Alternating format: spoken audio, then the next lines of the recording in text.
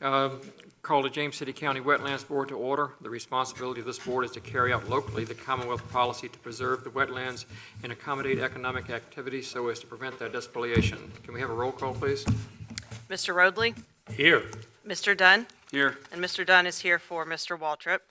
Mr. Gussman? Here. Mr. Hughes? Here. Mr. Apperson? Here. We had a chance to look at the minutes. Any corrections, additions, deletions? Okay. Minutes stand as prepared. Let's see, we have public hearing. We have no public hearings. We have board considerations. Number one is emergency procedures. Mr. Wilson. Good evening, Mr. Chair, members of the board. Several months ago, the board asked for some emergency procedures for hurricane and other large storm events that staff would go through. So I'm going to go through a little presentation here of things we've done in the past. As there is currently a storm brewing in the Gulf, it's not a bad time to start. Could you hit F5? For Wetlands Board,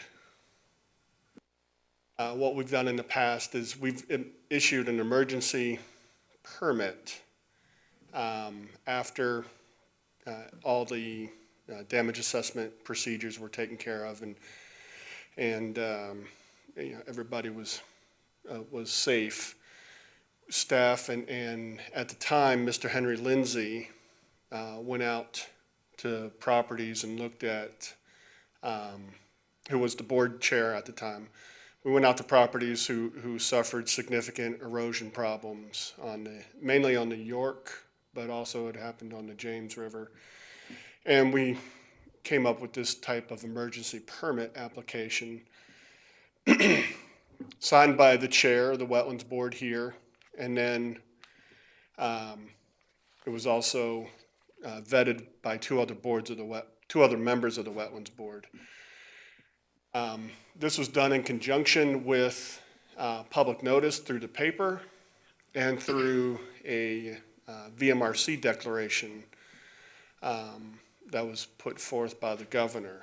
So all those things in combination allowed us to proceed on an emergency type basis to get shorelines restored without going through the entire public process. And VMRC also had an emergency permit where they had, for piers and boathouses and things of that nature, if they were properly permitted prior to the storm, they were allowed to rebuild. Just had some paperwork they had to fill out, and here's your permit type deal. We haven't undergone this since, I believe, Isabel was 2003. That was the last major storm that caused significant shoreline erosion. So I'd be happy to, I know this is quick and brief, but I'd be happy to answer any questions the board might have on terms of procedure for an emergency type situation. So the county would put out a public notice if there was like an emergency situation, and it would advise homeowners that they have so many days to apply? That's what we have done in the past, and I would anticipate we would do the same in the future, especially if the Board of Supervisors decided to waive permit fees for emergency applications and things of that nature. Put it in the paper, let everybody know who has shoreline properties that this process is available with no permit fees. They have done that similar situations for building and safety, building permits and safety. So when have significant tree strikes on houses and everything, they just came and got emergency permits. Fees were waived and everything. And it would also go on the county website, right? So- Yes, I'm sure, things have changed a lot since 2003, Mr. Gussman.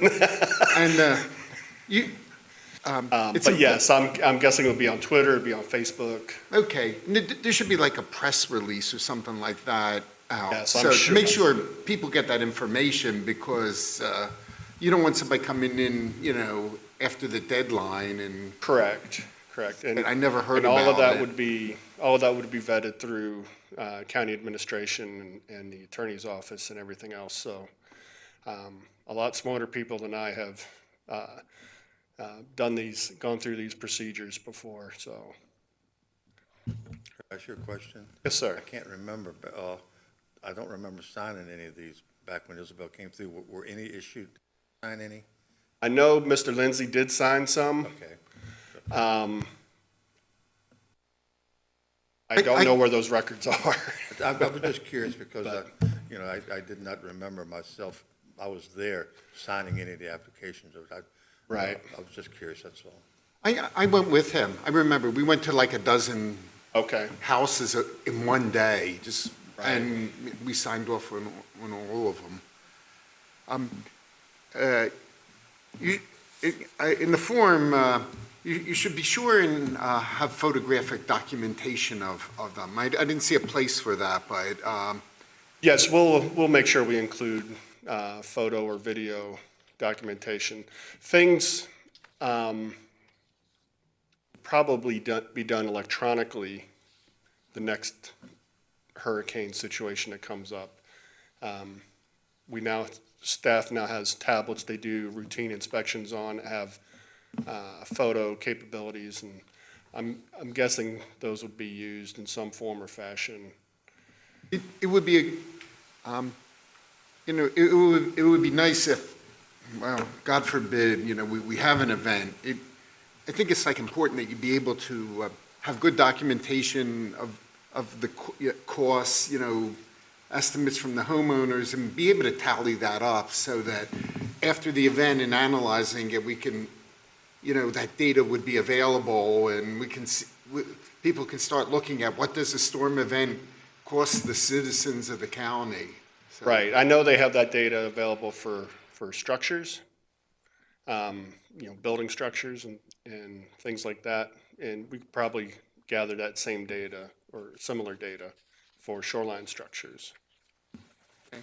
Forest Service also inventories if there's significant timberland damage. That's also inventoried. We would cover that under the Chesapeake Bay, which is slightly different, but I'm going to do a similar presentation for the Chesapeake Bay Board, Mr. Apperson, and we have done that just through a written letter from the director in the past. Any other questions? Thank you, sir. Thank you. We'll move on to board considerations. Matters of special privilege, in our first case, W0515. Mr. Wilson?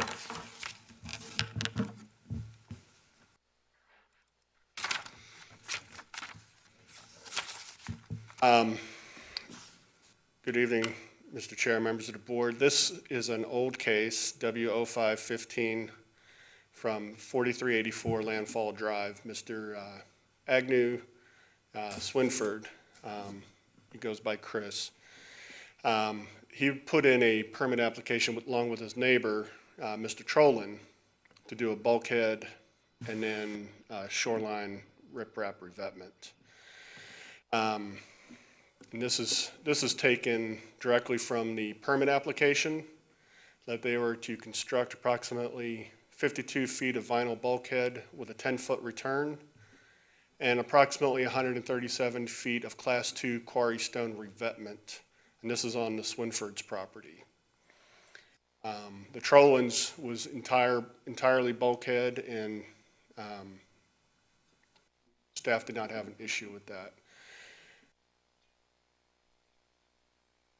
From the permit application, this is the drawing that was submitted, 52 feet of vinyl bulkhead, a 10-foot return, and then 137 foot of stone revetment. In the course of doing follow-up inspection, staff noticed that the stone revetment was not entirely in place. This is the 10-foot return wall here, so I'm standing on, the corner of the bulkhead about there. There's some stone here, and then the rest of this shoreline work are large tree trunks held in place with 4x4 posts. And that extends the length to the pier approximately. Staff had some concern with this as it wasn't what was in the permit application and felt the board needed to weigh in on how staff should proceed. And what I mean by that is this treatment, this shoreline treatment acceptable on Powhatan Creek? If it is acceptable, does the board want the permit application revised to show log shoreline protection versus the stone that was permitted? Or does the board wish to see this done per the permit application with a approximately 137-foot stone revetment along the shoreline? I'll open it up for discussion. Yes, sir. First question I would have, if we didn't like the way it's done, the only option would be for him to make an application for permit or pull the 4x4s and clean out the trees.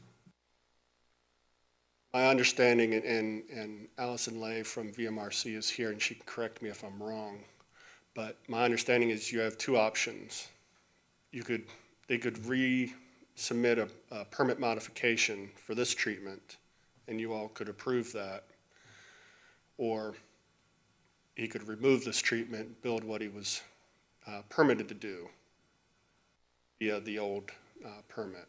The permit has expired though now, hasn't it? Permit, it probably has expired by now. The VMRC number was 14.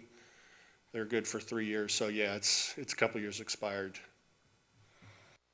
The question I have, did he excavate the bank at all, or did he just go in and drive the stakes and put in the logs? There was no excavation for the logs. That you can see, it's not very clear, but you can see this is bare dirt back here.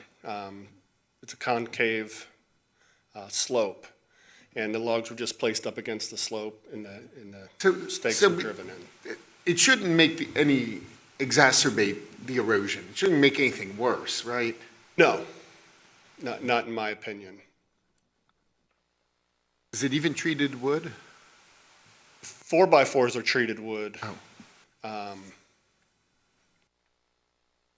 The tree material is not, obviously. Have we spoken to the landowner? I have spoken to the landowner. We spoke at length, and I told him what I was going to do, and he didn't necessarily agree with me, but he understood that he didn't build it per the plan, but he did wish that it would remain. This wasn't an interim stopgap measure due to cost. This was really what he wants to stay there. I can't speak directly to that question, Mr. Roadley, because he did mention cost to me during our discussion, but this is not an interim solution. What would happen if we had a storm event where we had 10, 12 feet of water? Would this come apart? In my opinion, it would come apart. Those logs would float up or down Powhatan Creek depending on the tide at the time. Potentially getting caught up in the various mud flats that surround tidal Powhatan. perhaps going out into the James. There's no real good way to understand exactly what's going to happen to them, but in my professional opinion, that would not survive a Hurricane Floyd type event. When you hit one of those logs in your boat, I mean, that's the nightmare. Did he say why he chose to do this? No, I could make an educated guess, but I'd rather not. But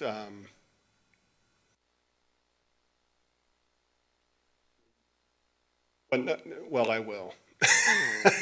The tree material was there. It wasn't brought in off-site, so it was in proximity to the project location.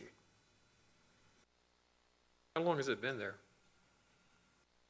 My guess is 3 to 4 years. Knowing when the Trollins had their bulkhead put in, it was done all at one time. Mr. Wilson, in your opinion, is the encroachment more or less or equal to what was authorized? Probably less. I guess the part of the confusion that may exist around using this type of structure is wood structures are used for certain stream restoration activities, root wads, trees, but the premise there is that those structures are usually underwater, and so the lifespan of those structures tends to be quite a bit longer. One of the issues or concerns I think the regulatory agencies tend to have with this type of approach is it may work in the interim, but over the long haul, it's going to fail much more quickly than a rock structure or a bulkhead, which means that somebody has to get in there more frequently, and so it's the rate of repair that becomes an issue in terms of being in the wetlands. So personally, I don't recall in my history of doing this work ever seeing a log structure like this. So. It was a first for me on a major creek within the county. You're correct. I have seen them on smaller stream restorations. What are our options tonight?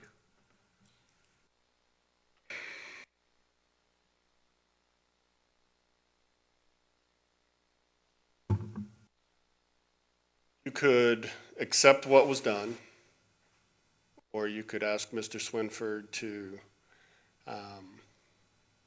I guess since the original permit has expired, he would have to resubmit for the rock revetment or whatever treatment he wanted to do, and you all would act upon that at the appropriate meeting.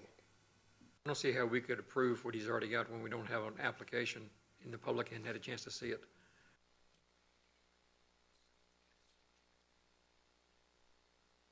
I don't know, my thoughts are,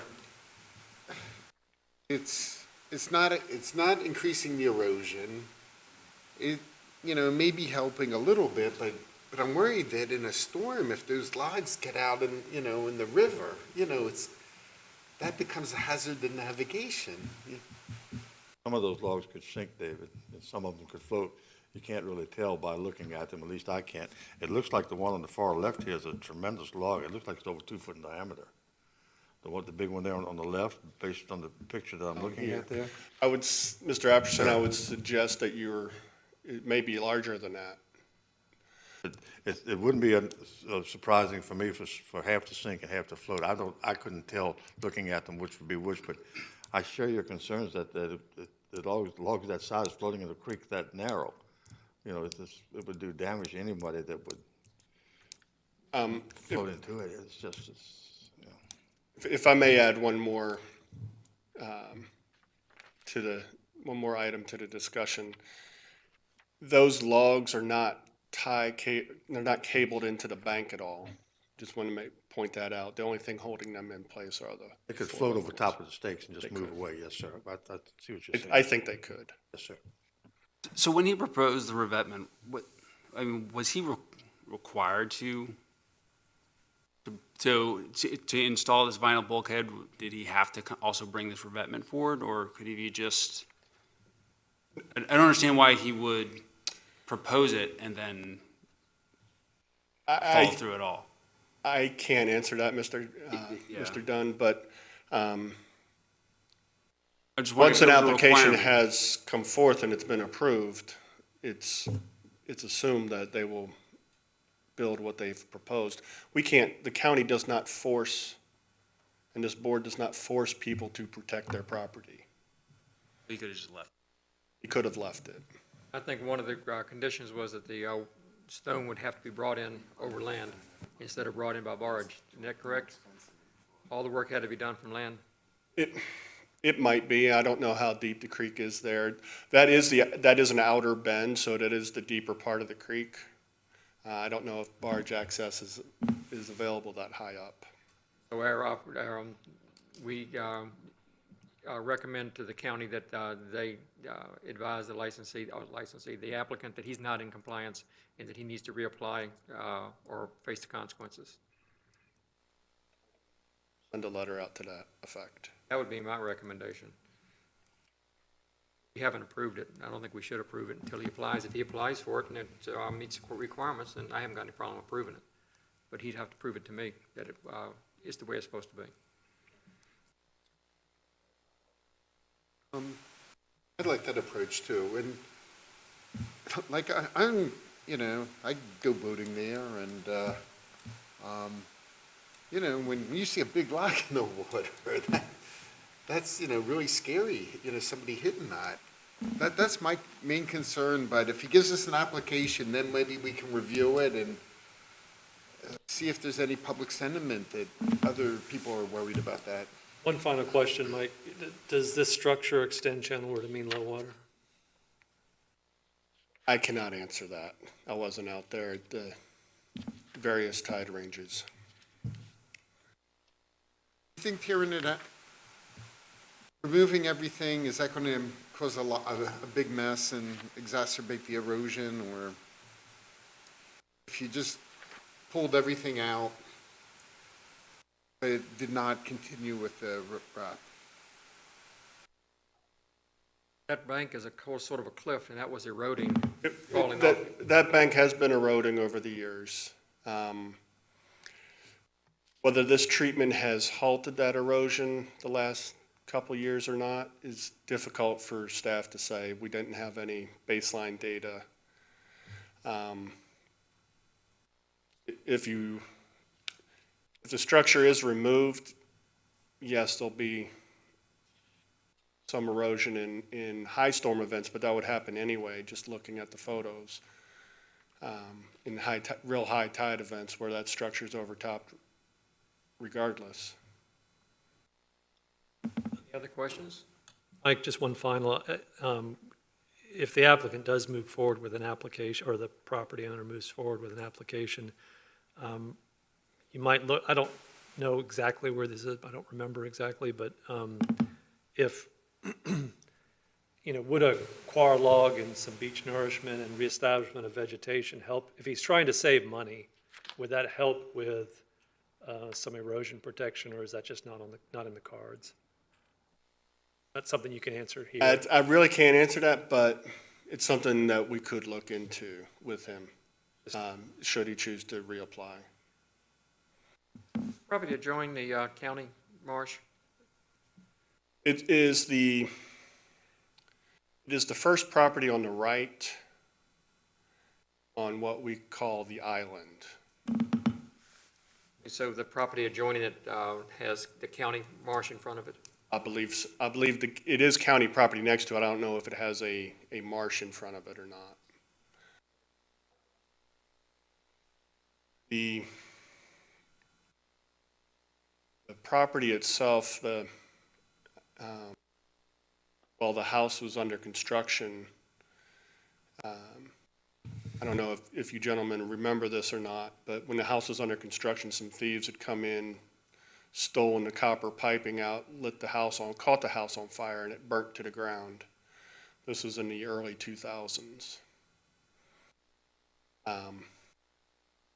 Just FYI, that's the property we were talking about. Your resolution, Mr. Gusman, would you? I think staff has clear guidance on. Everybody agree? Sounds good. Thank you, sir. We don't need a resolution, do we? Okay. And we have one last matter, Brickyard Landing. Yeah, you get me for three in a row. That's because you're good. You're good. That's why we got you here. Brickyard Landing. The Brickyard Landing is a 119-acre parcel off of Forge Road. There is a county boat ramp here. It is the Parks and Recreation Department has applied for a grant for half the purchase price of this property to put into the county park system. And I was asked to develop two resolutions of support, one from the Wetlands Board and one from the Chesapeake Bay Board. And I just wanted to highlight some of the environmental features out here that this property has. From the elevation, it goes from tidal marsh here, elevation 0, mean sea level, to a plateau up here of approximately 30 feet mean sea level. You can see some, where the topo lines get really close together, the topography is real steep. So we have significant steep slopes coming up this wetland draw here, and here, and over.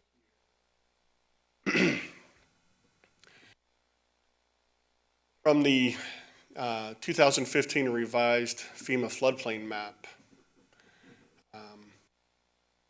and this is approximately the extent of the tidal and non-tidal wetlands that are on this property. Clearly those aren't wetlands, but the wetland system does come up here. This is elevation 7, mean sea level, which is the flood elevation that would occur at a 100-year storm event. And it goes all the way up to the property up here. Not that this is the property in question, but this significant marshland here would be underwater as well. Then the resource protection area, as currently mapped, it would extend around those wetland systems as shown. There's approximately 43 acres of tidal and non-tidal wetlands on the property, an additional 16 acres of RPA buffer. I know Parks and Rec, there's a fishing pier or a dock that parallels the shore here. And the initial thoughts from Parks and Rec were to get that repaired up to code and get the public out there fishing and whatnot. So some basic site statistics for the property is 119 acres total, approximately 43 acres of tidal and non-tidal wetlands, approximately 16 acres of RPA buffer, elevation change from 0 to 30 feet, and I'll go back to the first aerial photo. This area from a land cover standpoint, and Mr. Apperson can correct me if I'm wrong, this is mostly mixed hardwood, either upland or wetland species. In this area here, it would be a pine, what I would almost call a pine plantation, but I don't know if it wasn't previously logged and the pines came in, or if it was planted. You're asking, the area that you're talking about there, the history is that that's where excavations were made for clay to make the bricks for the brickyard. And the vegetation is all natural regenerated. And Okay. most likely very low quality hardwoods. Okay. And then these areas here would be meadow or pavement. There is a house structure here that Parks and Rec would turn into some kind of facility for restrooms and things of that nature. So the resolution of support, I'll go ahead and read it into the record.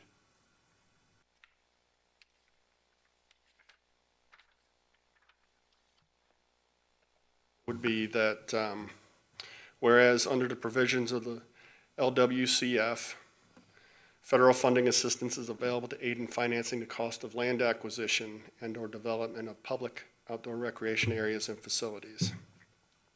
Whereas James City County is submitting an application to purchase 119 acres of land on the Chickahominy River surrounding Brickyard Landing Boat Ramp to create Brickyard Landing Park.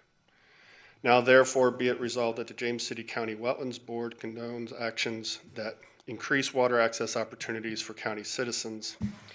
Be it further resolved that the James City County Wetlands Board supports the county's LWCF grant application in the purchase of the Brickyard Landing site. Adopted by the Wetlands Board of James City County this 10th day of July 2019. So I'll open this up for discussion among the board, and I'm in favor of it. I think it's a great idea. I'd like to see the added protection of the county owning it. There's a lack of access for our citizens of the county to get onto the water on that part of the Chickahominy. I've been using that boat ramp for 30 years, and there's a real parking problem that the county can fix. So I think we should encourage the board to acquire this property. I would like to agree 100% with your comments, sir. Citizens of the community, I feel like, need access to the upper end of the river. The work needs to be done on the boat ramp to make it safer. The land itself is excavated for bricks and for tile, and most of it was sold from the Williamsburg pottery shelves, where most of it went, and certainly not suitable for housing. I do think, I would like to say that I think that the land is protected by the Wetlands Board, whether the county owns it or not. I think the protection is equal there, but I would like to support Mr. Gussman's comments there that access to the river for the folks, for our people is very important. All I have to say. Board members, I looked at this when it came across my desk, and I look at it from the standpoint of what is our responsibility as board members, and the chairman read that responsibility at the beginning of this meeting, and that includes to preserve the wetlands. The way I look at this is, how are we using county funds or other funds to preserve those wetlands? And so I was interested in the acreage breakdown that Mike provided. Mike, do you have any idea of the cost to the county for this purchase? the total purchase price has been negotiated at 1.1 million, of which the county, or the grant would be for half of that. So if you assume that of the 43 acres, approximately half are tidal and half are non-tidal, that leaves you with a market value of wetlands being preserved of over $2 million. So even on that basic standpoint, it's a good value. And I think I also would move to support the request. I have one question.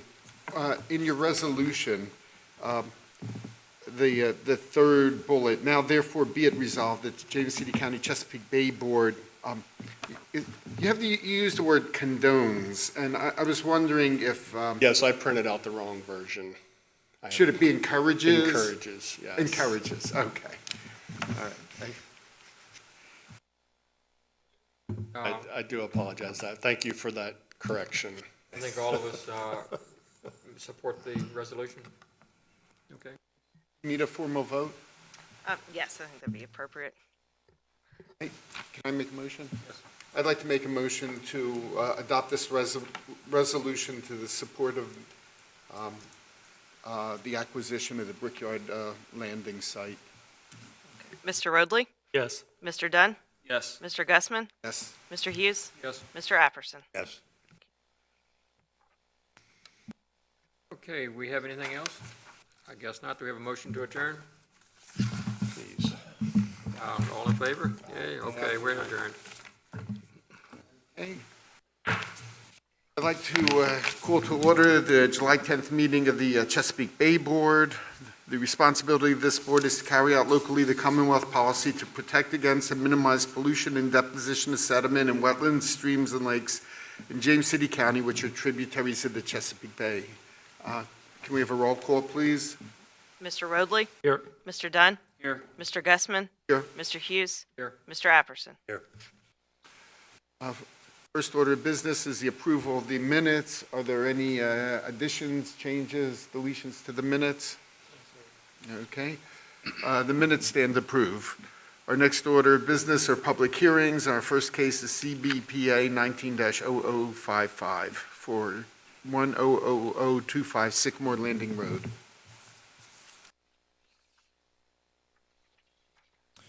Good afternoon, Mr. Chairman, members of the board. Trevor Long, Watershed Planner, here to present CBPA 19-0055 at 10025 Sycamore Landing Road. Mr. Jeffrey Miller has applied for a Chesapeake Bay exception for encroachments into the RPA buffer for the construction of a detached garage on property located at 10025 Sycamore Landing Road within the Sycamore Landing subdivision and the Ware Creek watershed. The parcel was platted on June 10th, 1926, prior to the adoption of the Chesapeake Bay Preservation Ordinance in 1990. Total lot size of this property is 1.23 acres, of which 40% is located within the RPA. The applicant has proposed the construction of a detached garage equating to 1,820 square feet of impact within the resource protection area. There is an existing shed along with the septic drain field located in the rear of the property, and it is for this reason the proposed garage is located in the shown area. The proposed detached garage will be constructed out of two Connex boxes adjoined by a roof and will also serve as storage for the existing house and shed. Due to the natural grade of the property, the garage will be elevated by rear supports with a gabion retaining wall underneath, with the remainder of the area to be gravelled. The applicant has not yet submitted a mitigation plan. However, county mitigation requirements for this amount of impact equate to 5 mitigation units. The applicant has, however, provided plans for a vegetated swale and drip line irrigation trench to offset runoff from the impervious impacts from the garage.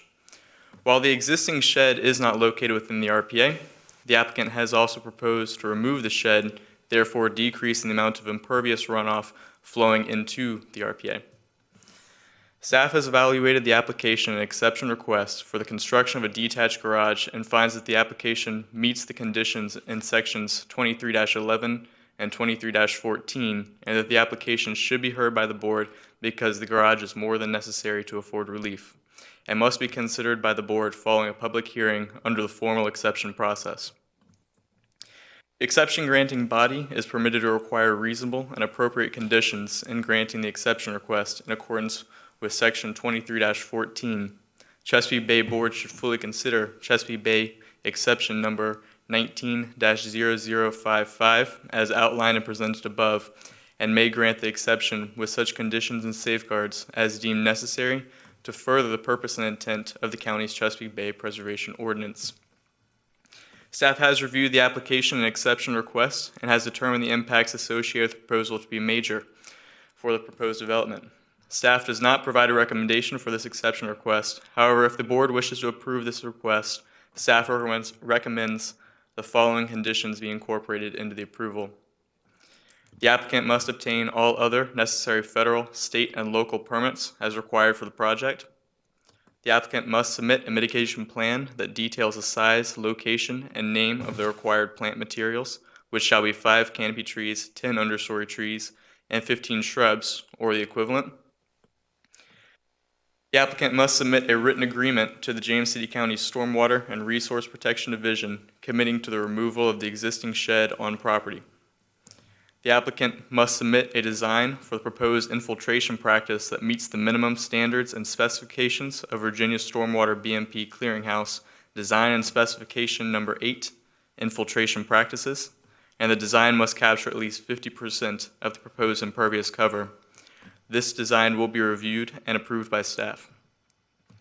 The application must submit an erosion and sediment control plan for review and approval. If applicable, the applicant must apply for a land disturbing permit.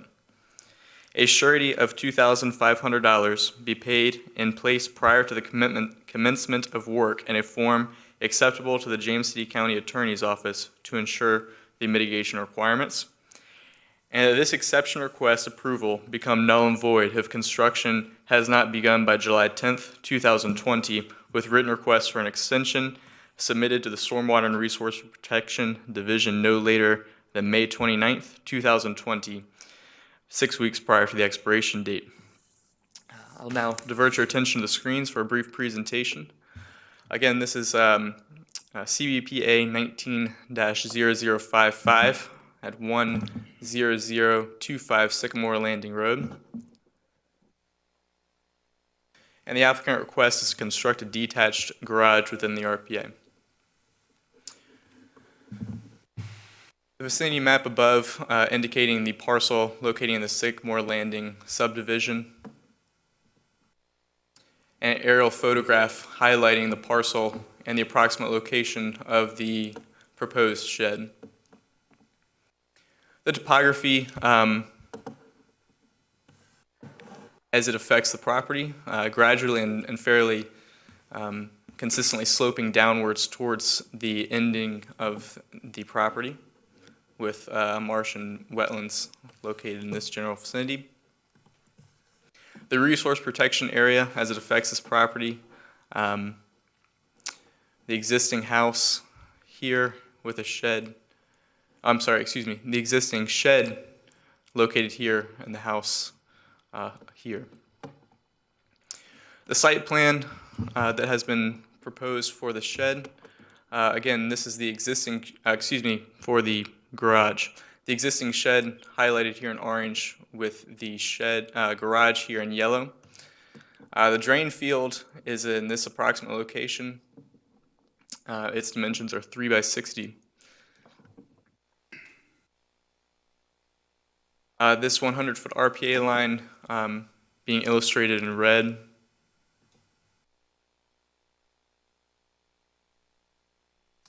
This is a cross-section of the garage that has been proposed with the gabion retaining wall located at the edge of the slope and gravel being proposed underneath of the shed. And the mitigation plan slash bioretention area that has been proposed. In green, the retention pond that has been thus far proposed, located to the left of the shed. And the infiltration trench practice that will encompass the perimeter of the garage, here in orange. The applicant has also verbally committed towards mitigation practices to the rear of the garage to continually help stabilize the slope. A cross section of the retention pond that is at this moment drawn with plantings within the pond, gravel to catch the water, and a 4-inch drain for water.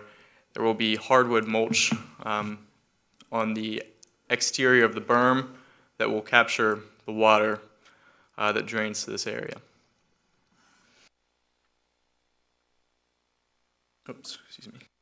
This is another drawing for the infiltration trenches that are to be constructed on the perimeter of the of the garage with 18 inches, an 18-inch drimp line. Some site photographs from the property. We're looking out towards about the edge of the entrance of the garage, out towards the slope. You can see it fades off here. Looking over at the side of the slope and also the garage. The existing shed that has been proposed to be removed in accordance with the construction, and the drain field located in this approximate location. Again, this shed has been committed to be removed, and we will require a written agreement and commitment letter. Looking back from the slope upwards on the property, near the end of the garage, looking at the general area of the retention pond. And one more outwards. It's hard to tell in this photograph about here, which is where the edge of the approximate garage will land and kind of settle out.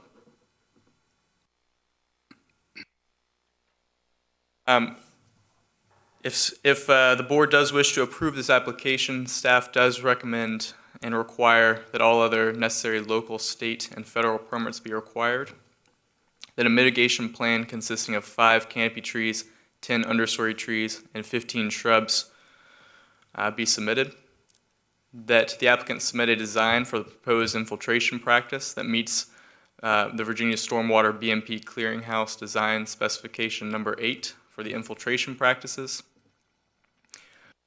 That the applicant submit an erosion and sediment control plan and land disturbing permit if applicable.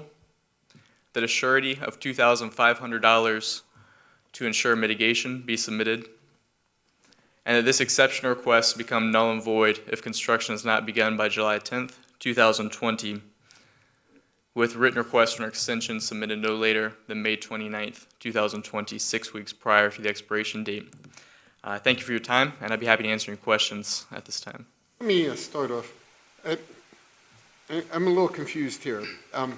The structure covers how many square feet? The structure covers 1,820 square feet within the RPA. There is some additional footprint that lies outside of the RPA, but... Oh, okay. So, all right, because I had written down that the structure was 2,080 square feet. Correct. That is the total structure, but within the RPA there is 1,820. So 1,000 square feet are within the RPA. Yes, sir, that's correct. Is this, I mean, this is a pretty big building. It looks bigger than the house.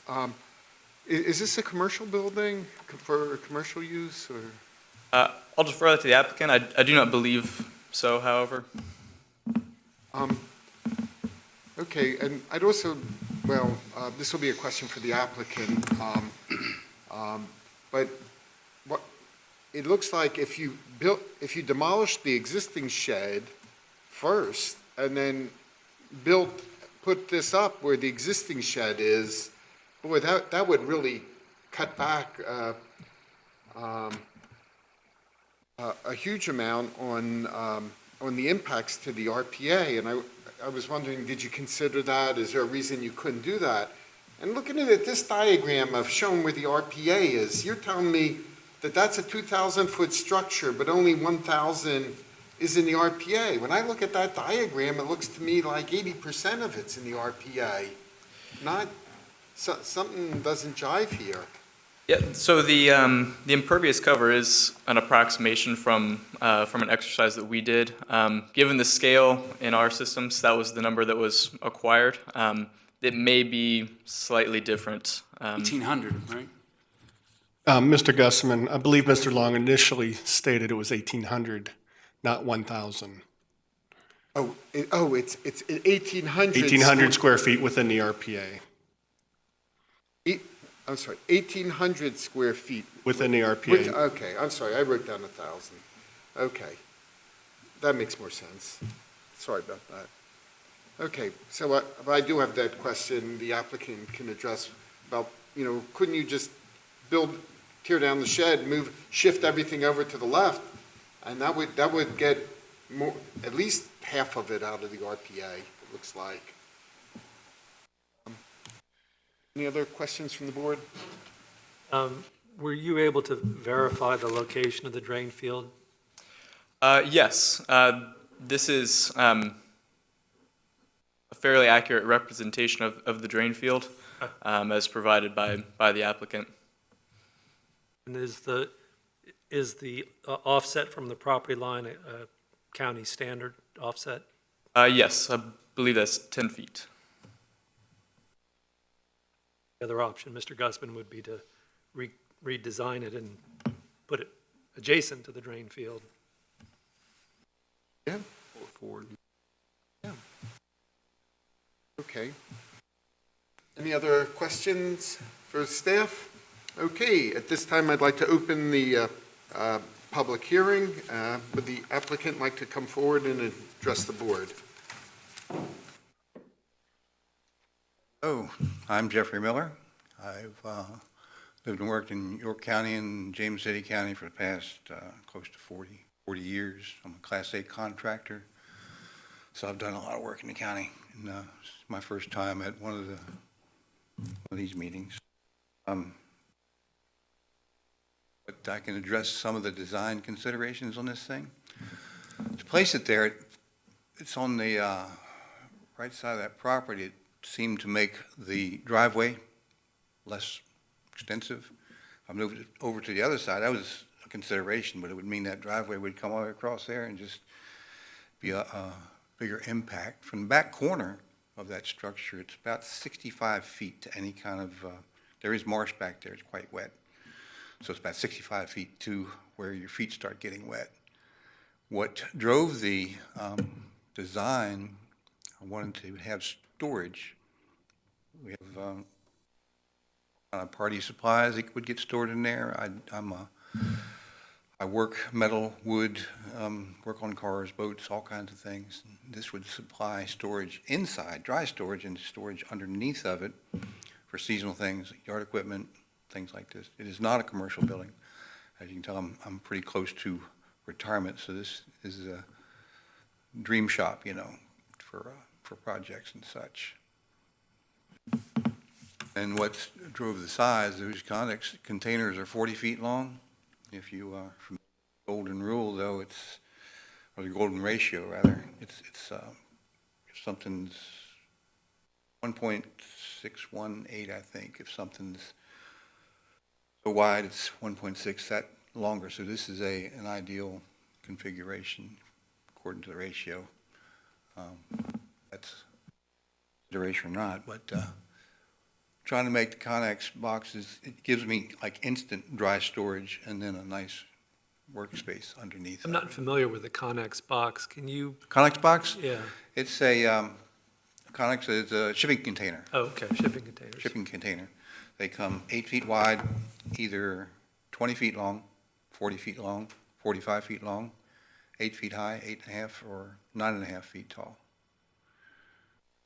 It's the big boxes you see on the roads and stacked up in different places. It would be supported with concrete footers just like a normal structure. What about my comment about, hey, if you tore down the existing shed, you rotated it 90 degrees, and you pulled it up right behind your drain field, then you'd have 3/4 of it out of the RPA. I could do that. That, as you saw from the pictures, that shed is pretty sad. There's no contest about tearing that down after things are complete. It just seemed to be an optimum, not considering the RPA, it seemed like an optimum place to put it as far as land use and the topography of the property and everything. I'm moving it upland, it would cut down some of the construction expense, wouldn't it? You I, wouldn't have I to have. can't really move it up. I went Well, out if there you turned with it sideways and put it where the shed is, that would move that back corner closer to the edge, closer to the Good. drop-off. Now, Trevor mentioned that there's a kind of an old roadway back there, like a shelf, land goes down, flattens out. And that seemed like a real good place to put the back footer. One other comment, as far as runoff and everything, I went out there yesterday, did my own perk test, dug a post hole, 8 inches in diameter, sunk it down 36 inches. First 6 inches were top soil, next down to 25 inches deep, it was sand. So I filled up the hole, let it perk down, did that actually 12 times, and it worked real good. The first time was 16 inches, then it kind of leveled out at actually perking down a total of 6 inches. So I thought, I'm gonna really try it out. So I filled it up, flooded it with a garden hose, and let it stay flooded for an hour. Tried the perk test again, and 6 inches, which equates to about 0.4 inches per minute. Online, the regular rainfall is about 0.3 inches per hour in a heavy rainfall. With that thinking, I'm thinking, this is gonna soak up a lot of water, real quick. Property next door has a natural drain, a swale type thing. That old shed has a drip line that's been there for, there's absolutely no evidence of erosion on the property. So I'm real confident that the soil perks real well. That was the intent of the drip line infiltration field, that it would soak it up. Now that's not a retention pond, it's more like a detention pond, the berm being on the back side of a drain field type thing. So any water that was collected through the infiltration thing would eventually migrate out there and dissipate through the soil. It's a dry type, detention type area. I appreciate you incorporating that into your plan. I mean, that is a hot button of mine to help reduce the erosion or the discharge of untreated water once we put hard structures in the impervious structures in the RPA buffer. So I appreciate you doing that. I think some additional consideration has been discussed might be worthy of some additional thought. I'm willing to move it. That's to me, that was the ideal place, but if it board sees that I need to reposition it, I'll definitely yield to your wishes. Well, we'd like to try and encourage people to, minimize the impacts in the RPA rather than designing a bigger basin to catch the water. So, it seems to me, if you can tear down the shed first and rotate it and pull all but maybe a quarter, get 3/4 of it out of the out of the RPA, I would look a lot more favorably I got you. on this application. And it seems to me you might be able to save yourself some money, and and you need a smaller detention basin then. The soil there honestly just soaks up the water.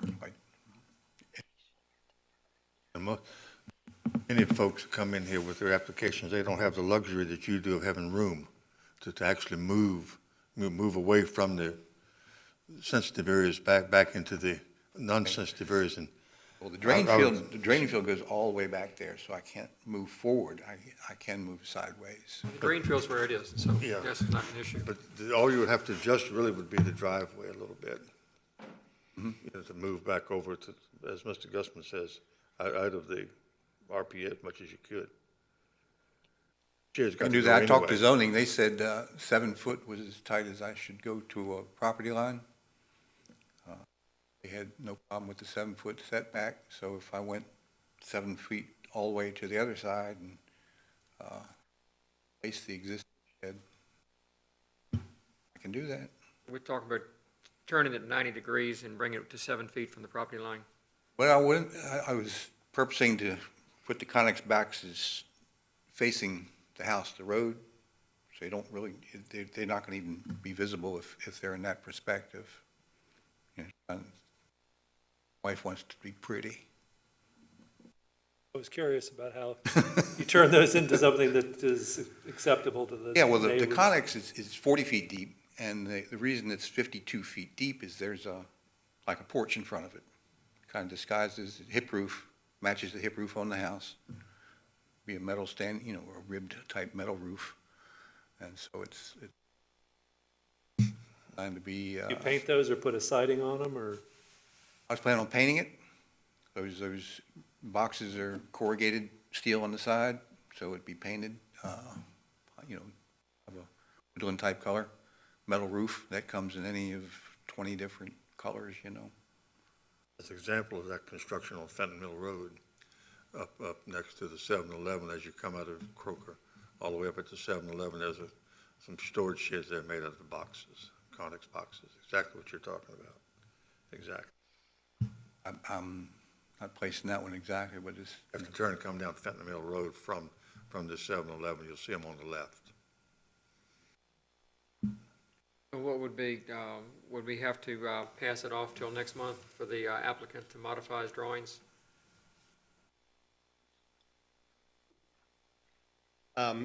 Mr. Miller has the option of allowing this proposal to go forward for a vote, withdrawing it, resubmitting for a future board meeting, or deferring, working with staff to come up with a new footprint, and we'll bring it back either August or September.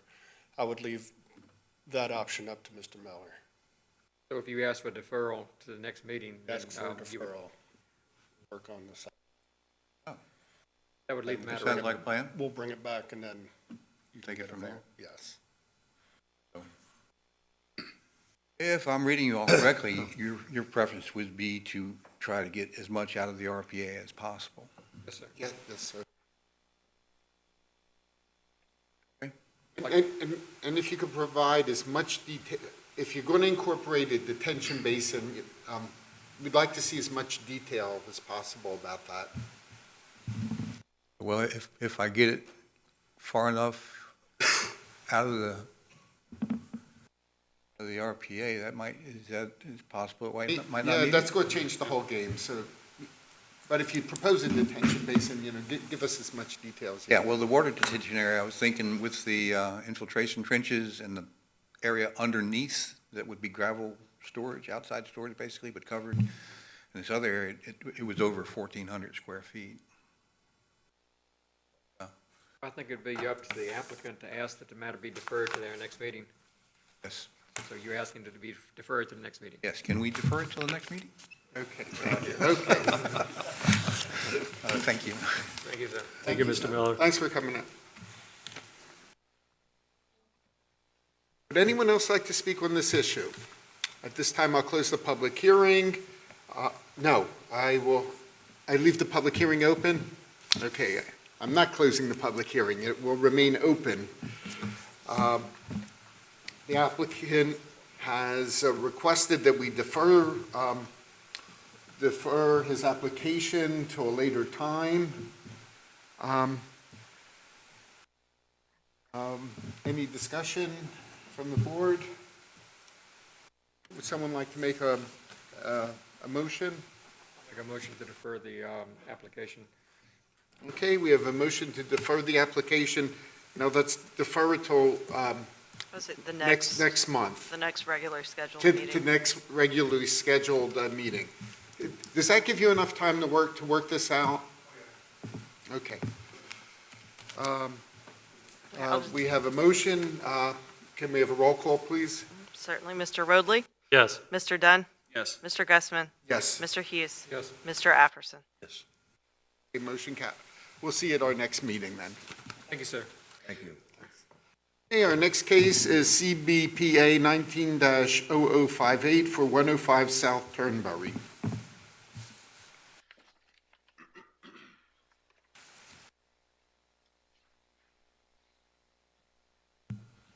Good evening, Mr. Chair, members of the board. Mike Wilson here, Senior Watershed Planner, Stormwater Resource Protection, to present case CBPA 19-0058, 105 South Turnberry. Mr. Aaron Williams of Williams Landscape and Design has applied for Chesapeake Bay exception on behalf of Ms. Betty Lambeth for encroachments into the RPA buffer for the importation of fill to construct a drainage network on property located at 105 South Turnberry within the Powhatan Creek watershed and Ford's Colony subdivision. Property is further identified as James City County Tax Map Parcel 3721000055. Parcel was platted in 1998 after the adoption of the Chesapeake Bay Preservation Ordinance. Total lot size for this property is 0.39 acres, of which 46% is located within the RPA. Applicant is experiencing drainage issues associated with the flat topography in the rear of the property. It is for this reason that the applicant has proposed to redirect drainage in an area of common flooding in order to better redirect stormwater into the adjacent pond. Applicant has proposed to raise the grade of the rear yard by bringing in fill and reconstructing a walkway with an additional seating area. French drain network will then redirect water flow from the walkway into a rock swale, which will then be carried out to the pond. Rock swales will be located on either side of the rear property, and all sheet flow drainage will flow towards these swales as a result in the raising grade. There's approximately 5,000 square feet of soil disturbance associated with the proposed project. The applicant has proposed plantings of 3 native canopy trees, 42 shrubs, and 200 square feet of ground cover. Staff's evaluated the application and the exception request for the importation of the fill and finds that the application meets the conditions set forth in 2311 and 2314 of the county ordinance, and that the application should be heard before the board because the importation of fill is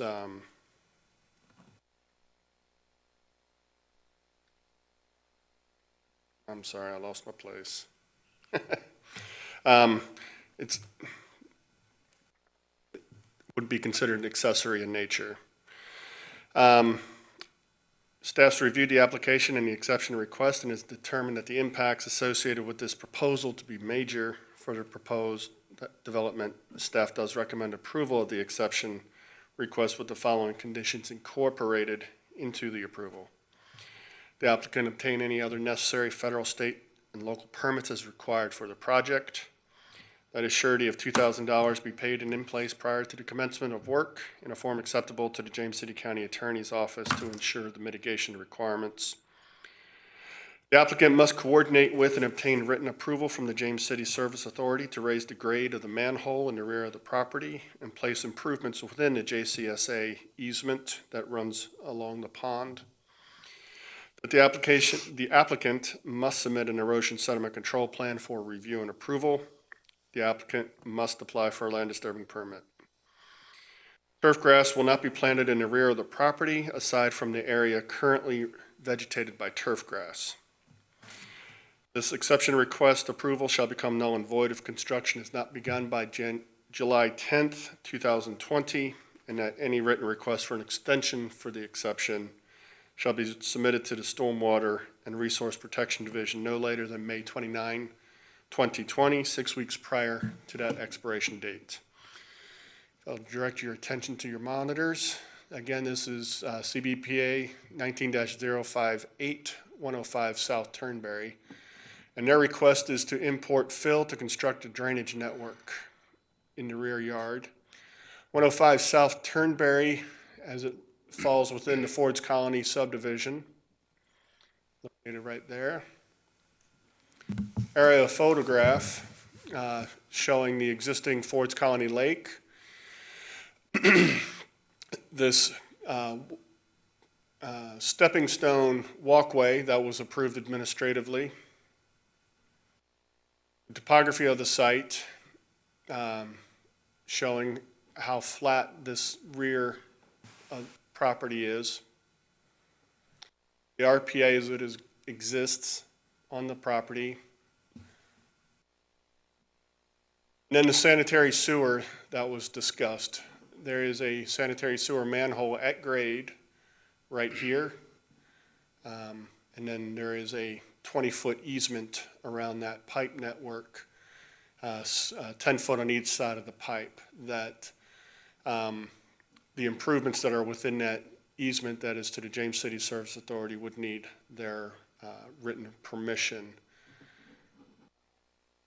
to have those improvements placed in there. They are requesting approximately 12 to 18 inches of fill in this area.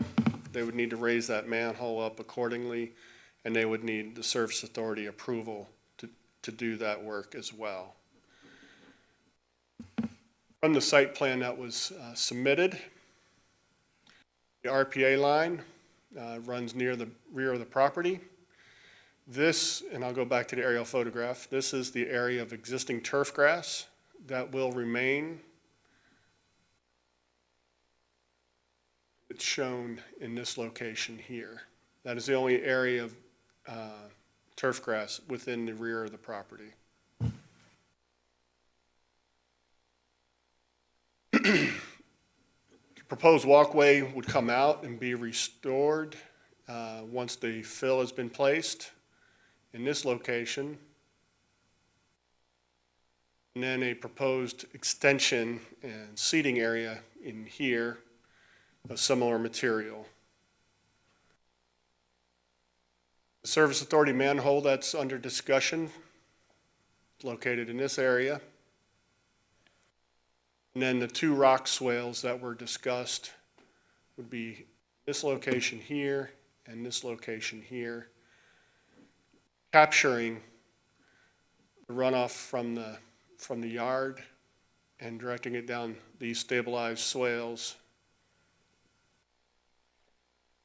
And then the mitigation plan that was provided, staff did request some additional plantings from the original proposal, and that's what we see here.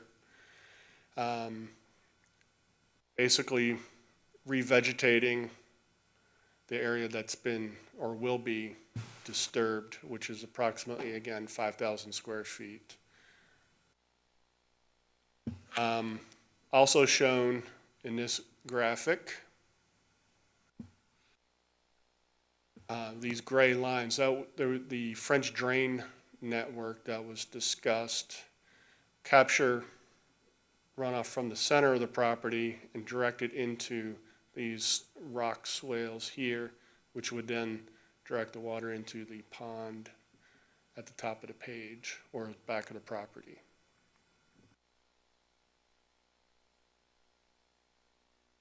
Couple site photographs. This was taken after a rain. And you can see the elevation of the pond versus the relative elevation of the ground. This was taken immediately after this original stone path was in place.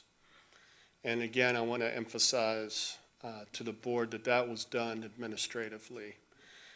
In this photo here, we can see the JCSA manhole that is at grade. The site as it exists today, that manhole is there. This walk would be coming out approximately 12 to 18 inches of fill in the center line of the property and then sloping down towards either side property line to a channelized rock swale system. This one would be approximately this area, and the other one would be approximately over here. All these plants would come out and be either transplanted or replanted with new material at the owner's discretion. Slightly different angle. Again, here's the JCSA manhole that's in question. And then from the rear of the property looking up, you can see the patch of turf grass that is not being proposed it's not proposed to be expanded. Again, Again, permit conditions, staff does recommend approval with any other necessary local, state, or federal permits. Then a surety of $2,000 be paid and in place to guarantee the mitigation plantings. They need to coordinate with and provide written evidence from the service authority that the manhole can be raised and those improvements can be placed within the JCSA easement. They must submit for a land disturbing permit and erosion sediment control plan for review and approval.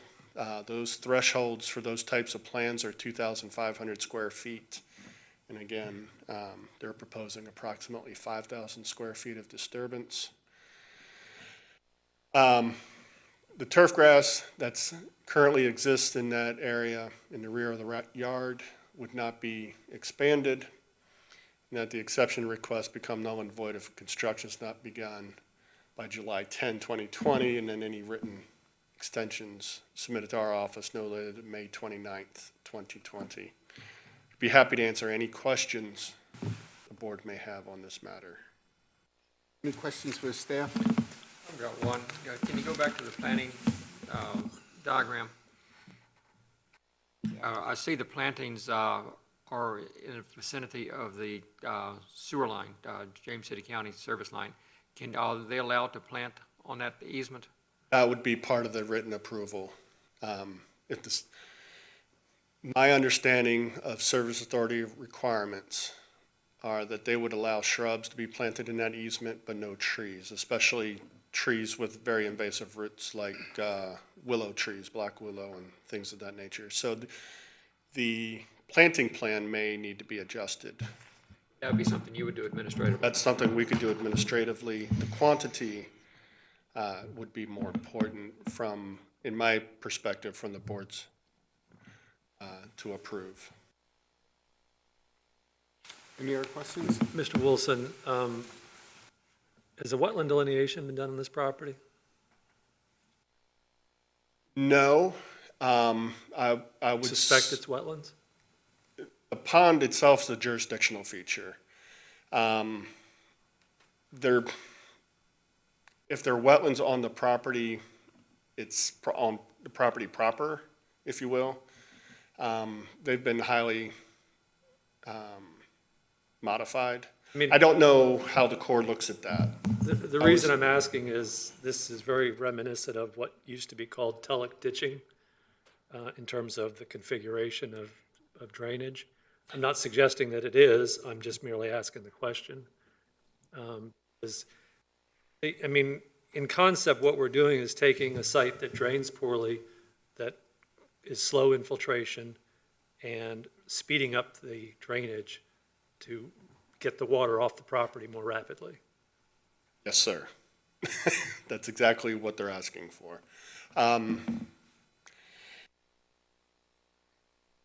I don't know how to answer that question. It has not been professionally delineated.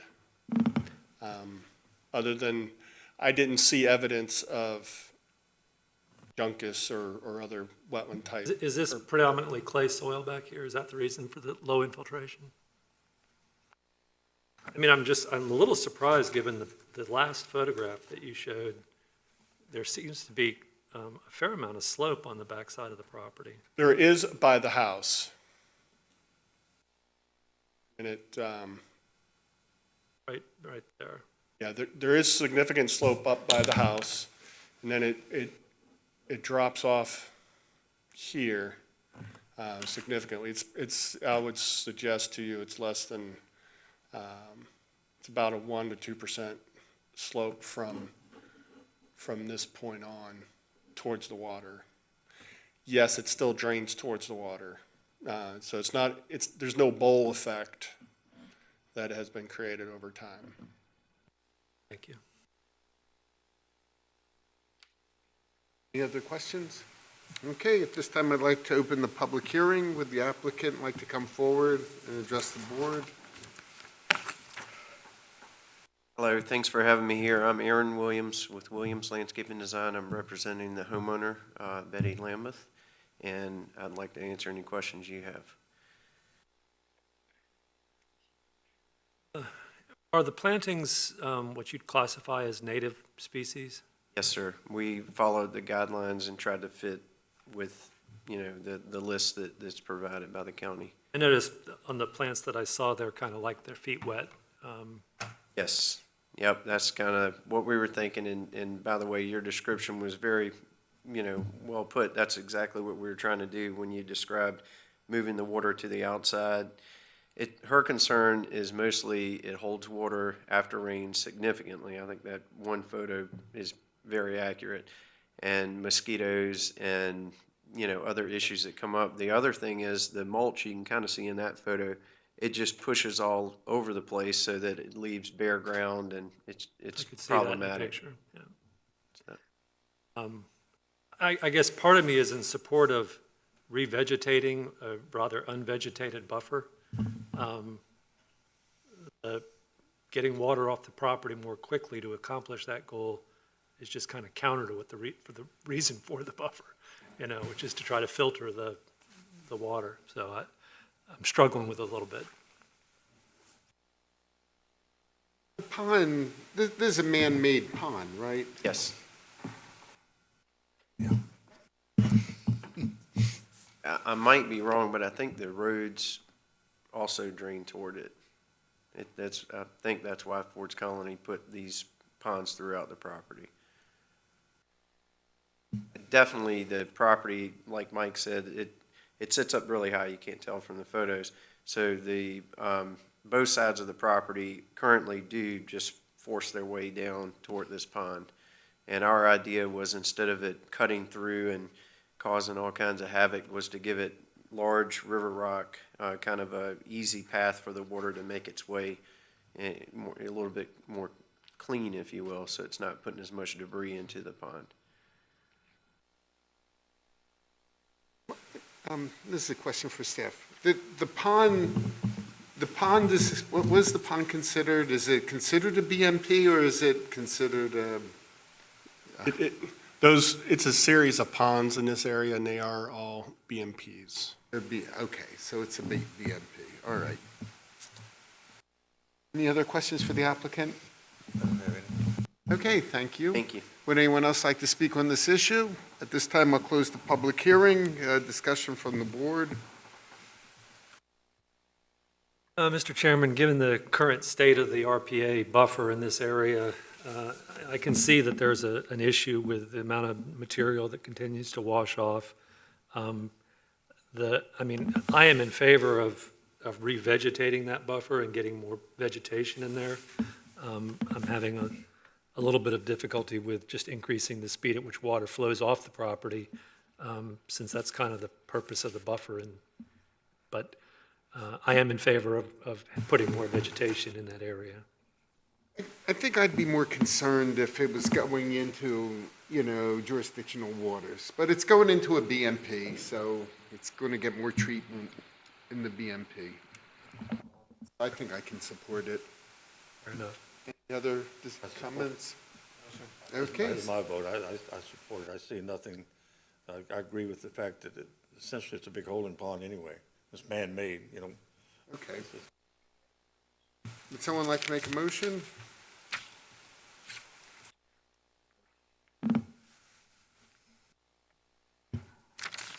All right, I make a motion that we adopt the resolution to grant the exception for Chesapeake Bay Board Case CBPA TAC 19 TAC 0058 at 105 South Turnberry.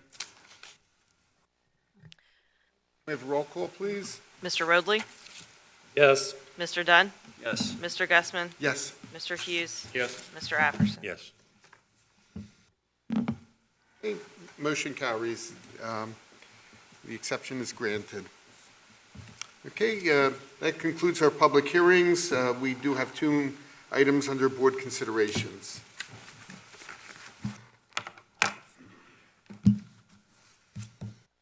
Evening, Mr. Chair, members of the board. This is a continuation of the emergency procedure discussion held at the wetlands meeting. I did not have a copy of the public notice that was put out for this particular storm event. This was done immediately after Hurricane Irene in 2011.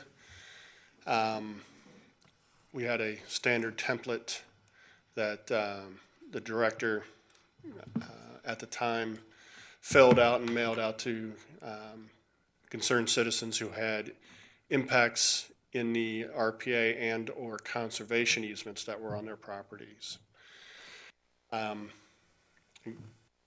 So this is just a template of potentially what we would do again should a major event hit. Would we have an inspection first, or?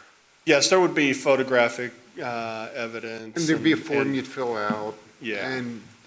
And would a board member have to go out on site? I would suggest that